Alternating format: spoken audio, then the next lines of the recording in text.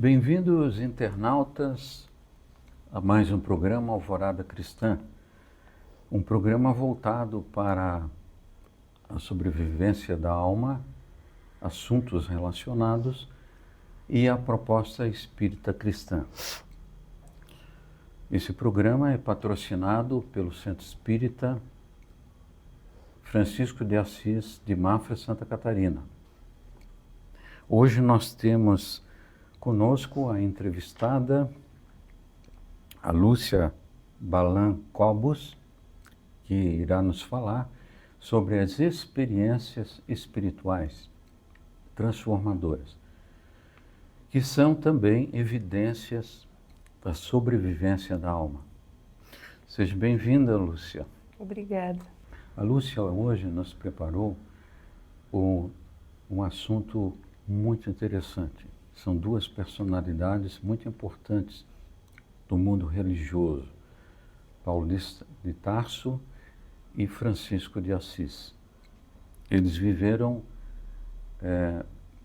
experiências prodigiosas do ponto de vista de transformação moral.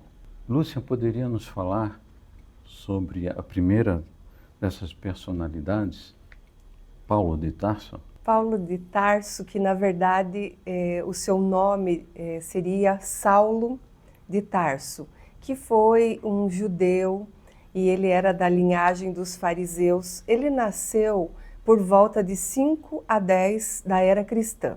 Ele é um judeu, pertencia às seitas dos fariseus e ele foi um dos mais notáveis destes. Discípulo de Gamaliel, estudou na sua escola, então ele tinha todo alto ensino religioso. E então ali, após ele aprender todo esse material com Gamaliel, ele seria um rabino, defensor das leis de Moisés. A observância da lei mosaica transformaria Saulo, no caso antes, né, em um terrível perseguidor dos cristãos. Mesmo assim, mesmo nessa perseguição toda, ele não desprezava ninguém, ele era um tanto diferente já. Ele era um pouco diferente dos outros. A história de Saulo também envolveu Gesiel, que ficou conhecido como Estevão, e Abigail, a sua noiva. E o Gesiel, o Estevão, no caso, foi o primeiro mártir do cristianismo. Ele foi perseguido, muito perseguido, ele foi condenado às galeras. Ele fugiu, e não foi fugido bem certo, mas ele foi absolvido ali porque ele curou um personagem muito importante que estava a bordo com eles e ele teve então a sua liberdade. E quando ele chegou na Palestina, ele foi orientado a trocar de nome. Ele foi recebido lá depois ele saiu com um saco de dinheiro, portando um saco de dinheiro, e esse dinheiro ele deu a uma pessoa que encaminhou ele lá para Jerusalém, indicou para ele onde que seria o lugar que estavam os cristãos. E ele chega então na Casa do Caminho. Ele é recebido por Pedro e Pedro orienta ele a mudar de nome, para que ele não fosse descoberto. Então ele muda o nome para Estevão. E esse relacionamento de Saulo de Tarso, esse poderoso doutor da lei, o relacionamento dele com Abigail era muito lindo, era de muito amor. E Abigail sempre falava para ele do irmão Gesiel, que tinha saudades, porque eles sofreram a perseguição, o pai foi morto, ela fugiu, ele daí foi condenado. Então eles tinham uma história bem triste. E ela tinha o pai que faleceu e o irmão que estava desaparecido. Então ela sempre falava para o noivo acerca do irmão. O noivo era o Saulo. O Saulo. Abigail falava para o seu noivo Saulo de Tarso sobre o irmão. E aí... Que cruzamento de destino, né? Sim, é uma história fantástica, né? E Saulo vai conhecer Estevão, que é o irmão da Abigail, na Casa do Caminho, quando ele estava pregando. E ele ali fica encantado com a forma a eloquência toda dele. mas ele não sabe até então que é o irmão da sua noiva. E eles vão perseguindo, como a gente sabe da história, e Estevão vai chegar até Saulo para ser condenado. Então ele fica preso, sofre muito, sofre bastante. E quando ele vai para o apedrejamento, a Abigail havia sido convidada para assistir, mas ela não quis assistir, ela não sabia de quem se tratava, ela sabia que era um cristão, mas ela não quis assistir esse apedrejamento. Abigail vai chegar já no final do apedrejamento, quando o Estevão já estava quase morto. E aí eles se reconhecem naquele momento. E aí então Saulo, numa tentativa de reparar o seu erro, traz ele lá para dentro do sinédrio e eles vão ter uma conversa ainda. E o que Estevão fala para Saulo é muito bonito. Estevão diz: Cristo o abençoe. Não tenho no teu noivo um inimigo, tenho um irmão. Saulo deve ser bom e generoso, defendeu Moisés até o fim. Quando conhecer a Jesus, servi-lo-á com o mesmo fervor. Sê para ele a companheira amorosa e fiel. Esse pequeno trecho está na obra Paulo e Estevão, de Emmanuel, na psicografia de Chico Xavier. Verdadeiro cristão, né? Esse é o verdadeiro cristão. Tamanho perdão. E nós sabemos que ele passa a inspirar Paulo nas pregações mais para frente, inclusive, né? Vai ser o mentor de Paulo nessa importância que Paulo tem para o Espiritismo. E Paulo, a sua noiva, enquanto Saulo ainda, a sua noiva Abigail, ela vem desencarnar mais ou menos 8 meses após esse acontecido. Então Saulo fica extremamente triste e continua a perseguição dos cristãos.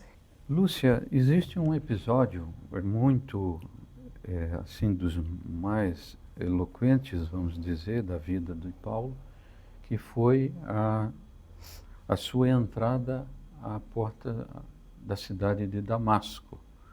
O que aconteceu naquela ocasião? Saulo estava de porte de muitas cartas que dariam a ele o direito de matar os cristãos. Então ele estava ali a caminho de Damasco, entrando naquela cidade, quando ele cai. E ao cair, uma luz muito forte aparece em pleno meio-dia. Esse era mais ou menos o horário em que ele estava a caminho de Damasco. Então ele cai e quando ele vai tentar se levantar da areia que ele estava ali, ele se persegue sem enxergar mais nada. E então ele ouve com aquele clarão todo aquela voz que diz: Saulo, Saulo, por que me persegues? E Saulo é tomado de uma energia incontrolável, de uma emoção, e ele olha sabendo que é Jesus e diz a ele: que queres que eu faça? Ele recebe orientações de Jesus para que entrasse na cidade, que buscasse Ananias, que ele ia receber as instruções. E Ananias, em nome de Jesus, vem e retira ele das sombras. Ele recupera a visão. Que experiência formidável, porque afinal de contas ele era um convicto perseguidor dos cristãos. E em poucos segundos, essa experiência não durou mais do que alguns minutos, né? Ele teve um insight e uma convicção tão plena, tão profunda, que ele muda de lado, muda de perspectiva de vida.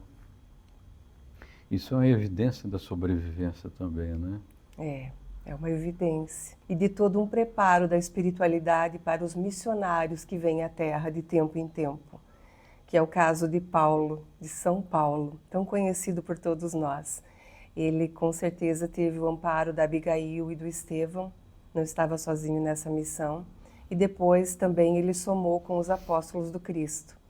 Mas antes então do que acontecesse essa experiência transformadora, na vida dele, iniciou ali com Estevão e Abigail, que tem um papel importantíssimo na história. Logo depois que ele teve esse encontro com Cristo nas portas de Damasco, ele já voltou para a vida pública ou ele teve que fazer uma transformação, e nessa transformação foi exigido dele tempo, ele mesmo se disciplinou? Você poderia falar para a gente sobre o que aconteceu nos 3 anos depois? 3 anos no deserto de Dan, Paulo vai permanecer para se preparar. Esse deserto que é tão falado, né, na Bíblia, nos Evangelhos, até o próprio Cristo, né, o deserto. Então são períodos importantes para grandes missões. E Paulo não foi diferente. Passou 3 anos no deserto de Dan. E aí nós também vemos até o significado, que Saulo é aquele a quem se pede, o orgulhoso. E ele faz a troca do seu nome para Paulo, após esse episódio e toda essa reflexão que ele fez. E vai então adotar o nome de Paulo, que tem um significado modesto, pequeno, humilde. E Paulo tem um papel importantíssimo para o cristianismo, porque a sua presença, já com a base da lei mosaica, da justiça, ele soma a lei do amor de Jesus. Então ele traz todo um conteúdo que faz essa grande mudança no cristianismo. Ele faz essa mescla, né, que era a justiça e o amor, trabalhando junto ali. Sem Paulo, o cristianismo não seria o que é hoje, um papel importantíssimo para o cristianismo. Mas, ao mesmo tempo, ele fez uma transformação imensa de um perseguidor e até estava na função de mesmo perseguir e matar os cristãos, quer dizer, estava na posição de um assassino.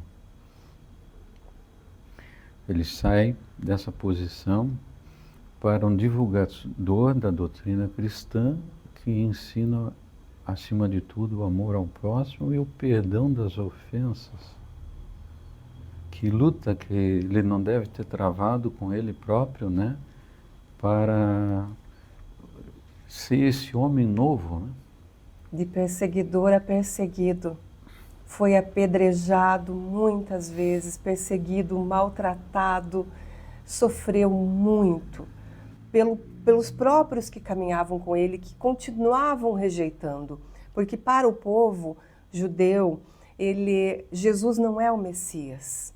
Então eles têm esse entendimento e eles tinham muito mais forte naquele tempo ainda. Então existia uma grande perseguição porque era como se aqueles que seguiam Jesus estivessem errados no entendimento deles, né? Então, por ordem do imperador Nero, em 67, fora dos muros de Roma, Paulo vai ser decapitado, dando-se testemunho de amor ao Cristo. É um grande exemplo a todos nós, de incentivo a todos nós, quando adotamos essa postura de seguidores do Cristo. Senhor, que queres que eu faça? E virar, né, as páginas da nossa história e nos construir, porque diz Paulo, já não sou eu quem vive, é o Cristo que vive em mim. Muito bonita toda essa história de Paulo. Muito bem, caros internautas, tivemos essa belíssima apresentação da Lúcia, falou sobre esses grandes personagens e nós agradecemos, Lúcia, o seu estudo, que nos trouxe o fruto do seu estudo. Então, um grande abraço a todos e até a próxima.